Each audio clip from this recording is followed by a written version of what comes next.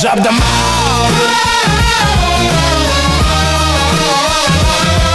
Job de marde.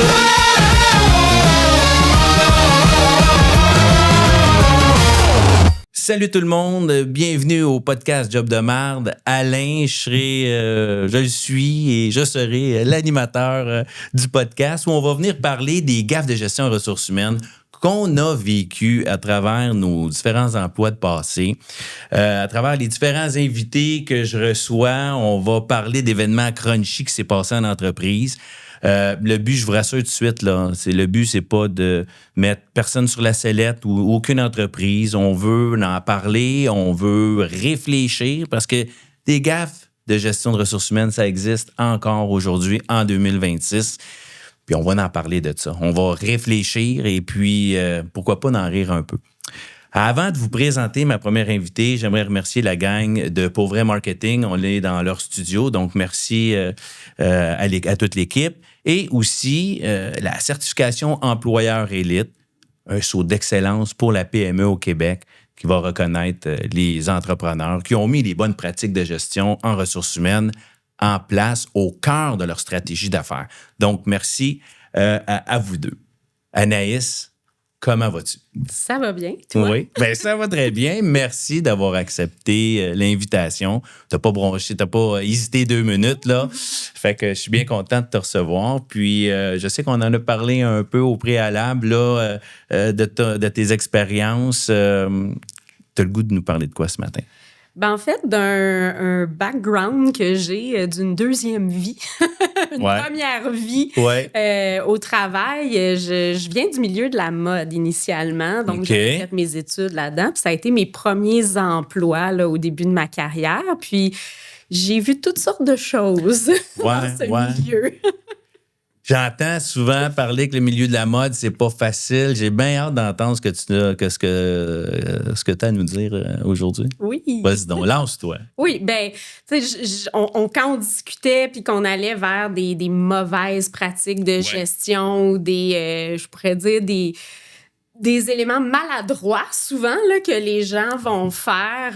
Tu sais, un de mes premières anecdotes que je vais me souvenir toute ma vie. T'es marqué au fer rouge. Ouais, ça a été... surtout quand on est plus jeune, on commence une carrière. Ouais, on veut se prouver, on a le couteau entre les dents. Oui, puis on donne beaucoup au travail, mais quand on est dans une culture où, exemple, le respect n'est pas une valeur, le respect des idées, le respect des employés, même au niveau des normes de travail, de toujours être en dessous de la base, tu sais, des normes de travail au Québec, donc de faire trop d'heures, de ne pas être rémunéré pour ça. Es-tu en train de me dire que c'était du cheap labor? Ben oui, définitivement. Là. C'était beaucoup, beaucoup d'heures par rapport à la paye qu'on pouvait recevoir à la fin. Et la reconnaissance là-dedans, c'était quoi? Ben, je crois qu'il y a des super bons patrons qui pouvaient avoir une très belle reconnaissance des bons gestionnaires. L'exemple que j'ai vécu dans une situation, on n'était pas du tout là. Je peux t'en parler. Vas-y, on est là pour ça.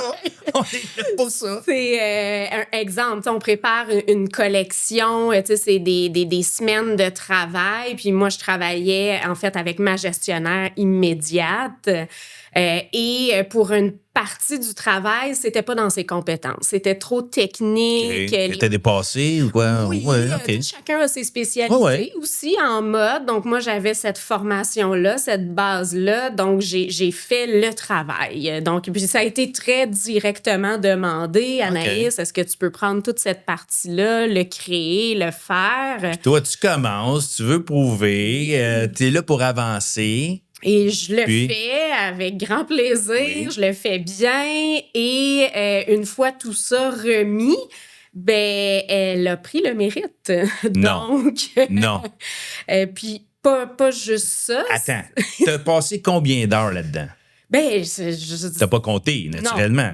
Non. Fait que t'as fait des heures, t'as travaillé fort, puis toi, t'es arrivé avec un beau package, t'as remis ça à ta supérieure. Oui. Puis elle s'est auto-gratifiée de tout ça. Ben, partie avec ça en disant, ben voici, tu sais, le travail a été fait. Incroyable. quand elle l'a présenté, en fait, elle a été invitée pour ce travail-là à aller au siège social aux États-Unis. Non. Et moi, de ma belle naïveté, je me disais, elle va m'inviter. Ça va être moi qui va pouvoir y aller. On va pouvoir aller présenter aux États-Unis. Mais non, c'est elle qui est partie en voyage. Fait qu'elle a reçu tous les awards, toute la gratitude, le mérite pour le travail que tu as fait. Oui. Mais là, attends une minute. Comment tu t'es senti après ça? Ouais? On se sent petit dans nos shorts, pas reconnu. La valeur de notre travail, on ne sait plus là, comment l'évaluer. Notre sentiment de confiance et tout ça est quand même abîmé. Ta motivation. À poursuivre. Oui. On dit que pour être sur son X au travail, il faut que nos préférences en emploi soient comblées, qu'on travaille dans quelque chose qu'on aime faire. On s'épanouit. Donc là, j'étais pas du tout là. Donc effectivement, la motivation. Fait que là, ça a descendu. Bon, c'est ça. Hein? Ça a été une fin un peu catastrophe. Non, mais ça m'a démontré qu'au niveau des valeurs, la culture, tout ça, les pratiques de gestion aussi, moi, c'était pas aligné. Puis clairement, c'était aussi, puis je pense que ça arrive à plein de PME, de pas être bien accompagné. Je crois qu'il y avait une méconnaissance aussi des bonnes pratiques de gestion. Donc, le classique exemple d'une personne qui est très, très bonne dans son travail, qui est une experte, qui devient gestionnaire d'un département, mais qu'à un moment donné n'est pas du tout outillé pour gérer des employés puis être dans les bonnes pratiques. Donc, on change d'emploi dans ce temps-là pour aller à des endroits où est-ce qu'il y a au moins cette structure. C'était-tu cet élément-là qui a fait « Non, moi, je peux plus rester ici. » là. Oui, ça a été pas mal. Des moments déclencheurs là, pour dire « Non, ça n'a pas de bon sens. » Fait qu'à partir de ce moment-là, plus de confiance à ta supérieure, plus de confiance en l'industrie même. Les autres patrons aussi, les propriétaires, j'avais l'impression qu'ils ne mettaient pas leur énergie au bon endroit. Donc... Pas plus de reconnaissance que ça. Non. Donc, Attends une minute. Là, j'ai quelque chose à te demander. Plus de reconnaissance. On vole ton travail. Le mérite va à une autre personne. À partir du moment que tu sais que l'autre a le tout, là, ton feeling intérieur, là, c'était quoi? Tu t'es senti trahi, j'imagine? Ah oui, puis c'est aussi bête que de la grosse tristesse là, dans l'émotion. Là, c'était puis de la colère aussi, là. Mais puis c'est là où les employés, justement, on va quitter quand on est dans ces sentiments-là. Absolument. Parce qu'on cherche beaucoup plus la joie, du plaisir, puis un sentiment d'efficacité aussi. Oui. Puis est-ce que tu pourrais mentionner, parce que dans un autre podcast, on l'a mentionné, est-ce que ça... aujourd'hui, t'es ailleurs, là, hein, on comprend. Mais ça l'a-tu changer ta façon d'agir, de travailler avec tes collègues, amis? De questionner aussi et de m'informer. Tu sais, quand on arrive dans une entreprise, on est en période d'application, de recrutement, tout ça, de questionner, tu sais, c'est quoi vos pratiques RH en place? Est-ce qu'il y a une personne qui vous aide là-dedans? Comment c'est structuré? Parce que c'est attirant pour l'employé, surtout quand on a vécu un traumatisme. Puis j'en ai d'autres, les anecdotes. Là, on va en parler, ça. On est là. Puis c'est tout dans la même industrie? Tout dans la même industrie. Dans l'industrie de la mode. Dans la mode, ça en est passé des affaires. Écoute, on embarque sur un autre. Tu sais, j'ai vu une statistique, je pense que c'est 78% des employés, si le mérite, la reconnaissance était là, seraient pas mal plus motivés puis ils resteraient pas mal plus longtemps. Oui. J'y crois. Là, on dirait que tu m'as teasé, là. Raconte-moi donc ce qui s'est passé. Dans mes premières jobs, j'étais un peu plus à temps partiel. On se faisait payer par chèque dans ce temps-là. De ça alors, c'est une autre époque, là. C'est une autre époque. Voilà. Mais je la connais, cette époque-là. Je la connais. Donc, je faisais quelques heures. On nous paye par chèque. Puis... Une entreprise emballante, là. OK. Tu sais, vraiment, on est dans la mode, j'explore toutes sortes d'affaires, OK. on monte plein de choses. Tu sais, à la base, les gens sont bons, mais je pense qu'ils sont maladroits. OK. Ça peut arriver. arriver. Ça peut arriver. Donc, j'ai mon premier chèque, puis on reçoit ça le jeudi matin, exemple. Là, tu sais, Ouais. c'est un peu la distribution des chèques et tout. Dans ton petit casier. Ouais, ben non, nous, c'était en main propre. On Ok, n'avait ok, pas de ouais. casier. On est dans les tissus, puis tout. Puis, bref, un moment donné, après le dîner, j'ai une collègue, une dame très attentionnée qui me dit « Hey, tu sais, est-ce que tu es allé déposer ton chèque? » Le matin même que t'as dit ça? Au dîner. Je dis, ben OK. non, je veux dire, je l'ai eu ce matin. Puis, tu sais, je suis pas proche de chez moi, je suis au travail, tout ça. Et puis, elle me dit un peu dans l'oreille, pour pas que les gens entendent, elle dit, ben attends pas trop, parce que des fois, les dernières personnes qui Ben non. déposent leur chèque, Ben non. le chèque rebondit. Non. Donc, Là, t'es en train de me dire que les fonds n'étaient pas suffisants pour l'ensemble des employés. oui. Donc, Premier arrivé, premier servi. voilà, c'était un peu le message qu'on venait de me passer en toute bienveillance. Cette dame a voulu m'aider. Mais j'étais sans mots. Je veux dire, Même moi, là, on dirait que j'en reviens pas. donc, tu sais, désorganisé, déstructuré, probablement pas d'aide au niveau comptable, Ouais, au niveau ouais. finance. Il y Bon, a- on s'entend que c'était une autre époque, mais quand même. Oui, puis il y a une règle un peu non écrite que un employé, il faut le payer. C'est la base. Oui, doit c'est le moteur de ton entreprise. On doit pas couper là-dessus. Donc, voilà. Encore une fois, une entreprise qui fait du mieux qu'il peut à bout de bras, mais qui était probablement très mal accompagnée puis qui mettait pas les priorités aux bonnes places, ben ça faisait des drôles d'histoires à Ouais. la paye. Puis là, dans les deux histoires que tu viens de me conter, ça venait-tu avant ou après ta première expérience? Ça, c'est au début. Début. L'histoire du chèque, là, c'est quand quasiment en sortant Mais qu'est-ce de que tu l'école. t'es dit dans ta tête quand la personne vient de te chuchoter ça? Va donc déposer ton chèque Oui. parce qu'il n'y a pas de fonds dans l'entreprise si tu le fais pas le premier. Ben, tu sais, honnêtement, c'est un stress énorme. Tu sais, on est en appartement, on vient de partir de chez nos parents, on a Oui, toutes oui. sortes de paiements à Oui. faire. Je me suis trouvé une autre job en parallèle. Au parce- cas où. Au cas où, Mais là, exactement. T'en as-tu déjà eu pas de fonds? Ça a-tu déjà rebondi? J'ai vraiment été chanceuse. Les chèques n'ont pas rebondi, mais j'ai eu énormément d'erreurs Ah.